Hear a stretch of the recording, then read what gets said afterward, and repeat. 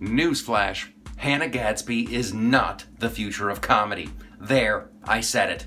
I'm Michael Loftus from the Loftus Party. I got a brand new video. That was the headline. Hannah Gadsby's the future of comedy. Now, if you don't know who I'm talking about, Hannah Gadsby is this incredibly talented comedian.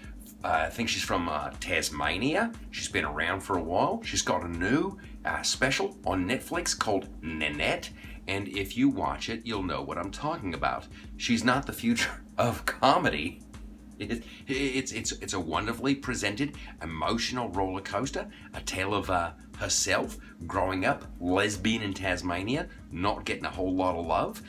There's physical violence, there's sexual assault, there's a questioning of everything. Why are we here? I can't do this anymore. It's too much. There's tears. It's a lot. It certainly isn't the future of comedy. What she's done is she's crafted a one-woman show.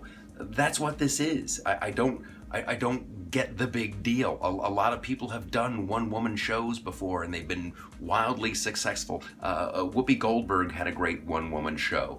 John Leguizamo had a great one-woman show. And you didn't even know John Leguizamo was a woman. We're learning. But she I guess the wonderful power of this is like these philosophical questions that she asks during the special, the one-woman show. She's like, what if funny is the enemy of honest? Okay, that's wonder. I didn't know there was going to be a philosophy question. I thought I was here to laugh. At one point, she tells a joke and everybody laughs, and then she deconstructs it, very clever, as to why it was funny and why it's not really funny. It's really sad, and how it's sad that you laughed at it, and shouldn't we all feel bad? It's like, So hey, if that's your jam, enjoy it. If you want to see Hannah Gadsby do this, then by all means watch Nanette. It's not everybody's cup of tea. And the author who wrote this thing, Hannah Gadsby's the future of comedy, they're saying things like, she's doing it right and Bill Maher's doing it wrong. And now I find myself in the horrible position of having to defend Bill Maher. There is no right or wrong in comedy. Everybody has their own taste. Everybody has their own jam. You know, Bill Maher makes his audience happy. He's got a bunch of people that hate Donald Trump, and he goes out on stage and does his little knock-knock jokes, and everybody laughs. You know, he's like, hey, knock knock, who's there? Bill who? Bill Maher, and I'm pissed off because Trump did something, and everybody laughs. So then you have Hannah Gadsby, knock knock, who's there? Hannah? Hannah who? Hannah Gadsby, and you're all gonna need a Kleenex because this is about to get very depressing. I know you thought you'd laugh, but this is gonna be heartfelt and a bummer. There's room for everybody in comedy. There is no right and wrong. There's room for Dave Chappelle and Carrot Top. Both can exist. It's a ridiculous thing to compare two comedians. And then the horror of horrors in the article, they're like, oh no, Hannah Gadsby's gonna quit. She's gonna quit. And in the show, she's like, I've made a career out of self-deprecating humor. I can't do it anymore. I can't do it. Because, you know, it's at the center of self-deprecating humor, it's not humility, it's humiliation. And it's all tearful. Well, then quit. Then quit. No one has a gun to your head. The last time I checked, you have to walk up on stage and do this on your own volition. I don't think it'll be the end of the world, and I don't think she'll quit. I really don't think she'll quit. Comedians are all every comedian's jacked up. Everybody protects themselves in their own way. Richard Pryor was messed up. Jonathan Winters was crazy. Everybody's wrestling with demons. Robin Williams, come on.